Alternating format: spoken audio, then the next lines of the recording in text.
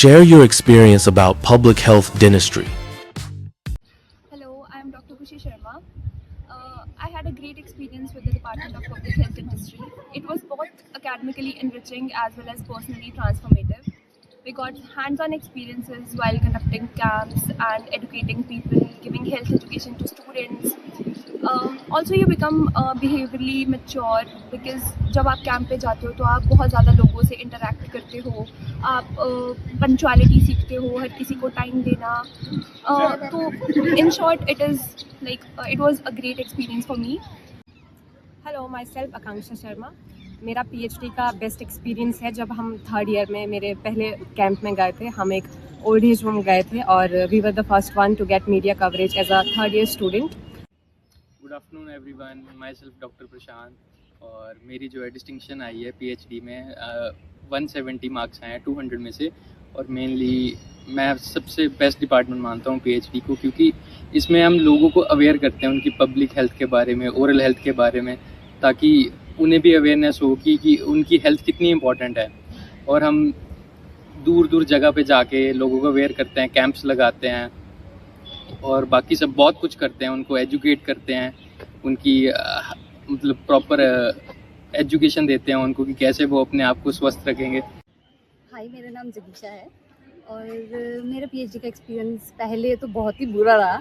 जैसे धीरे धीरे करके मैंने पढ़ना स्टार्ट किया तो मुझे लगा कि नहीं, मैं कर सकती हूँ इसको और मैं बेटर कर सकती हूँ. तो जैसे जैसे सेंडअप्स आए तब तक मेरी तैयारी इतनी अच्छी नहीं हुई थी, पर मैंने जैसे जैसे पढ़ना स्टार्ट किया तो मुझे मतलब बहुत ज़्यादा अच्छी लगने लगी पीएचडी. और पीएचडी एक अच्छा सब्जेक्ट है, बट हम उसको पढ़ते नहीं हैं, हम उसको लीनियंट ऐसी मतलब छोड़ के रखते थे कि बाकी सब्जेक्ट हम पढ़ लेते. पर पीएचडी हम बहुत लास्ट में पढ़ते हैं और बाद में ना बर्डन हो जाता है बहुत. तो इसीलिए हमें स्टार्टिंग से पीएचडी थोड़ी करके पढ़नी चाहिए और जिस वजह से हमें लास्ट में प्रॉब्लम ना हो. तो इसलिए और पीएचडी का एक और चीज़ है, पीएचडी हमें याद रहती है, बट जब हम पढ़ेंगे उसको सिर्फ तब याद रहती है. बट अगर हम उसको पढ़ें नहीं तो हमें एग्ज़ाम के टाइम में हम भूल जाते हैं. डेफिनेशंस बहुत ज़्यादा डिफ़िकल्ट होती है पीएचडी की, जो याद करना मुश्किल है. बट बहुत सारी ऐसी चीज़ें भी जो हमारी लाइफ के साथ रिलेटेड भी है तो हमें ईजी रहता है. तो जैसे बहुत सारी क्वेश्चंस है वो भी ईजी है. My self Ankita. पीएचडी में मेरा एक्सपीरियंस बहुत अच्छा था. सबसे पहले तो जब हम पीएचडी में पोस्टेड थे तो सर जो हमसे क्वेश्चंस पूछते थे और हम वो बहुत एक फ़न एलिमेंट होता है उसमें. और पीएचडी में मैं 3 कैंप्स में गई हूँ, जिसमें कि एक कैंप जो है वो एचएचई का भी कैंप था. तो उसमें आप बहुत सारी चीज़ें सीखते हो, जैसे कि आप पब्लिक हेल्थ में आप कैसे लोगों से इंटरेक्ट करते हो, मतलब आप पब्लिक हेल्थ में कैसे डील करते हो, इंस्पेक्ट करते हो और वहाँ पे आप डायग्नोज करते हो और उनको ट्रीटमेंट ऑप्शंस भी बताते हो. तो ये बहुत अच्छा तरीका है कि आपको पब्लिक हेल्थ से डील करने को पता चलता है कि आपको कैसे करना है. Good afternoon everyone, myself doctor Mitul Gupta. आज मैं अपना एक्सपीरियंस आपको बताने जा रहा हूँ about this subject public health dentistry. मेरा ऐसा एक्सपीरियंस है कि जो पब्लिक हेल्थ डेंटिस्ट्री है वो मास्टर ब्रांच है सारी फील्ड की और वो सब ब्रांचेस ऑफ द डेंटिस्ट्री को कवर करती है.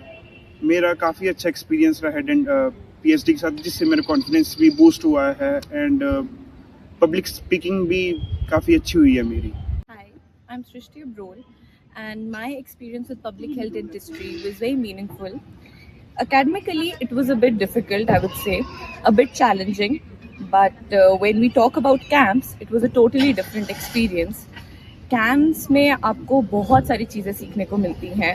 You interact with people, you get to make people aware about oral health, and the most disheartening thing about this is कि people don't know about their oral health and they're not aware about it.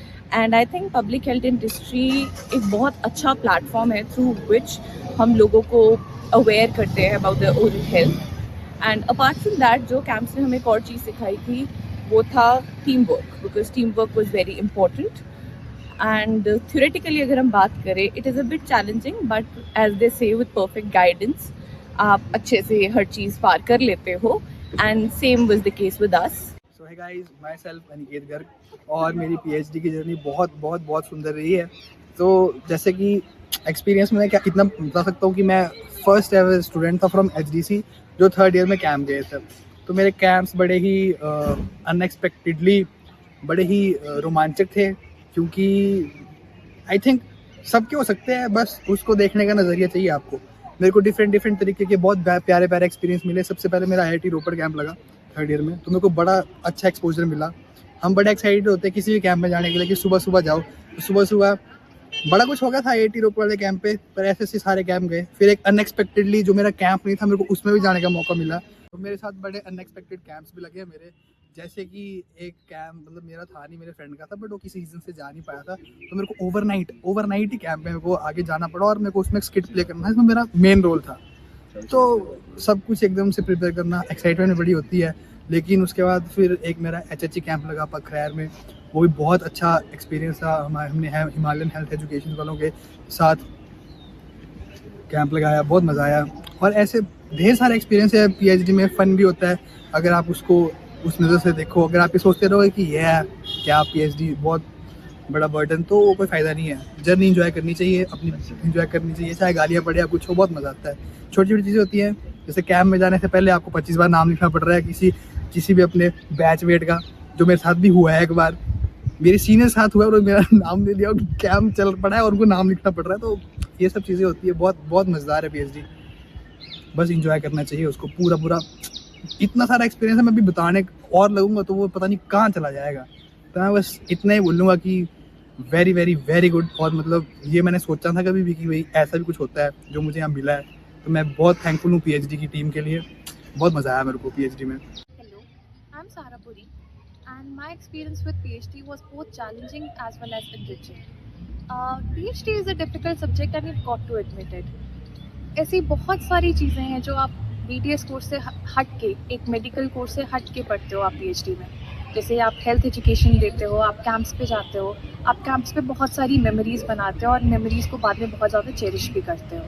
तो enjoy करना अपने camps को, बहुत मज़ा आता है। और ऐसी बहुत सारी और भी चीज़ें हैं जो आप बहुत नई सीखते हो PhD में। जैसे आप बायोस्टैटिस्टिक्स पढ़ते हो, आप फाइनेंस के बारे में पढ़ते हो, जो आप कहीं और नहीं पढ़ोगे। तो एन्जॉय करना। Hello, I am Dr. Swati. So the experience in public health dentistry was enriching both academically and practically as well. In PhD, the camps are very important. They teach you how to interact with people, and also you learn and teach as well, because you interact and you teach people how to maintain their oral hygiene and what is the proper way of brushing. Overall, the health education that you give to people. Also, it is a time that you can spend with your colleagues, a fun time, and it's a good experience. These moments you will remember for the rest of your life. So, and I think because we had very supportive faculty as well, so I will always cherish the moments that I had in my PhD postings. Hello, myself Yatisha, and today I am here to share my experience in a PhD.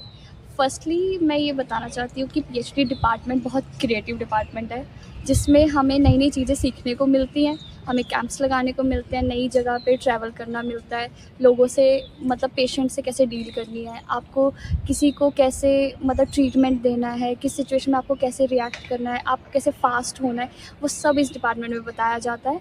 और उसके अलावा जो मैं subjective अगर बात करूँ तो PhD is not a dry subject. Starting में वो लगता है, बट एट लास्ट आपको पता चल जाता है कि हाँ ये इस पॉइंट पे ये टॉपिक इम्पॉर्टेंट है, ये इसकी वैल्यू है, इतना आपको आना चाहिए। तो वो विद टाइम पता चलता है। और साहिल सर की गाइडेंस में डिसिप्लिन में रह के आई थिंक मैंने बहुत कुछ सीखा है।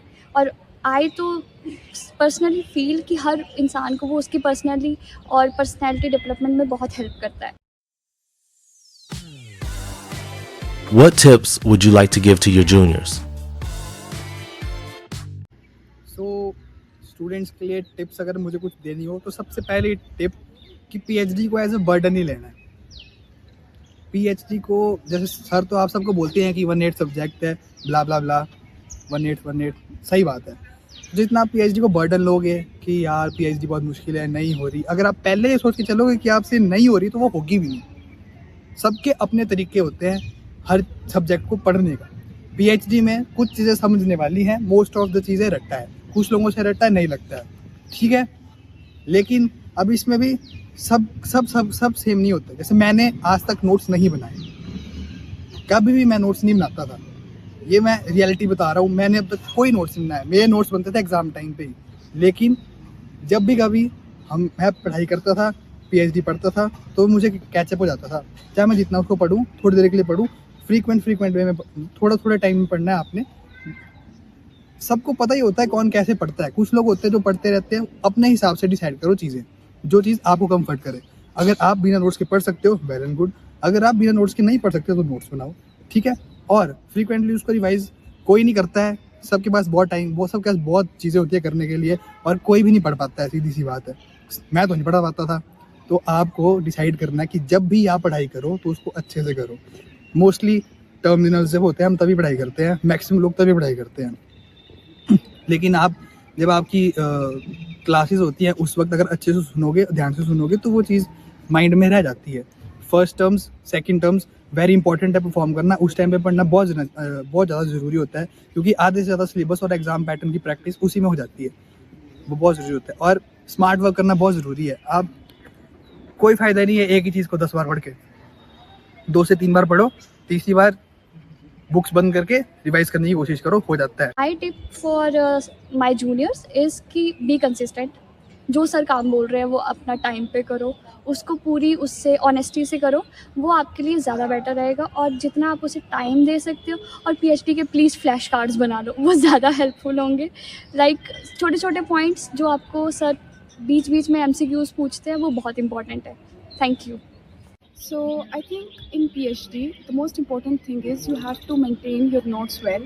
Whenever the teacher is teaching you, you make sure you write it down and always revise it when you go home. So, and also the notes will help you in the finals as well with the revision. Thank you. मेरी एक ही सलाह होगी कि जब आपको जो class में पढ़ा रहे हैं वो साथ साथ पढ़ें। हाँ, आपको ऐसा लगेगा कि हाँ, फिर से पढ़ोगे तो ऐसा लगेगा ओह ये पहली बार पढ़ रहे हैं ऐसा लग रहा है, पर कुछ ना कुछ आपके दिमाग में ज़रूर बैठा होगा। तो जो आपको क्लास में वो पढ़ा रहे हैं सर, उसको एक बार घर में जाके 15 मिनट की चाहे वो ज़रूर पढ़ें। बस, थैंक यू।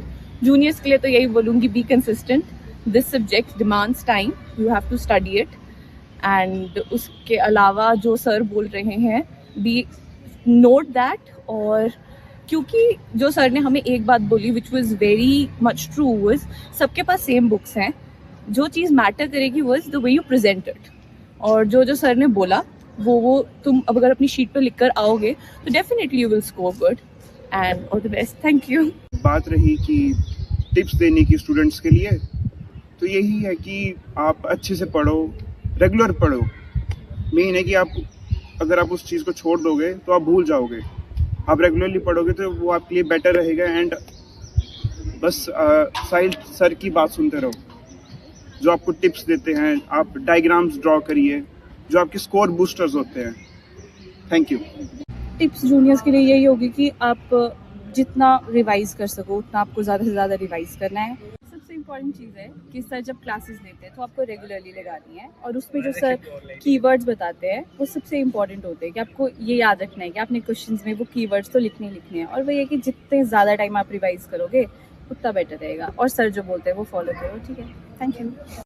जूनियर्स को मैं ये एडवाइस देना चाहती हूँ कि ज़्यादा से ज़्यादा प्रीवियस ईयर क्वेश्चन देख सकते हैं हम पहले, ताकि हर चैप्टर्स के हम प्रीवियस ईयर क्वेश्चन देखें, कि उसको हम हर दिन देख सकते हैं, हम उसको पढ़ सकते हैं।